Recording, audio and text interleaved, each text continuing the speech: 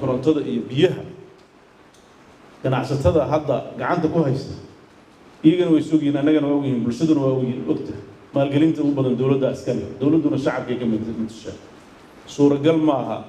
inay faa'iido aan suuragal ahayn ay ka doonaan oo ay ka qaadaan si arrintaas marka looga baxo doodo badan bay qabaan oo ay leeyihiin kostiga iyo kharashkan ugu badan si arrimaha looga baxo dowladdu waxay wadaa xalka ugu horeeya tijaabada oo laga sameyn doono haddii la eego magaalada Boosaaso waxaad ogtihiin waxaa lagu kordhin doonaa magaalada Boosaaso 7 megawatt oo koronto ah oo dowladda Imaaraadka ay ugu deeqday magaalada Boosaaso waxaa kaloo yimid 9 megawatt oo shirkad company ah waxa ogaataan Boosaaso oo dhan hadda waxaa ku jiray 4 megawatt weey marka la isku dardaro waxaa shaqeeya waxaa ku soo kordhi doonaa ilaa 16 megawatt 16 megawatt markay soo kordho waxaa imaan doontaa horta meel magaalada oo ay korontadu gaari doonin ma jirto haddii la eego labo koronto suuragal u ah in wax soo saarka ay ka qayb qaadato oo warshado yaryar ay samaysmaan imaan doonto yacni tabarta koowaad waxay u gogol xaari doontaa in korontada Boosaaso oo lagu qiyaasayo haddii la rabo in si fiican looga shaqaysiiyo magaalada iyo wax soo saarkeeda ilaa 200 ilaa 300 megawatt bay u baahan tahay oo markii la dhaho warshadaha la aado mar kasta oo uu kor u kaco wax soo saarku waxa hoos u dhaca qiimaha sidaad ogtihiin waxyaabaha qiimaha kicinaya waxaa ka mid ah wax soo saarka yar marka hadduu wax soo saarku yar yahay waxaan inputka la gelinayo ama shidaalka ama shaqaalaha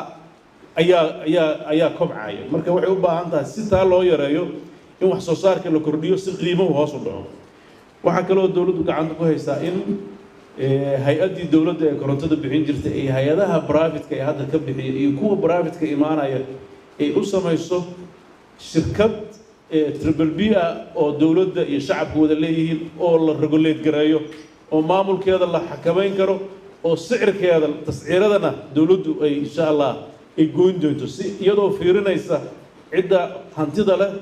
qiimaha ay suuragalka u tahay iyo muddada u baahan maalgelintiisa inuu ku soo ceshado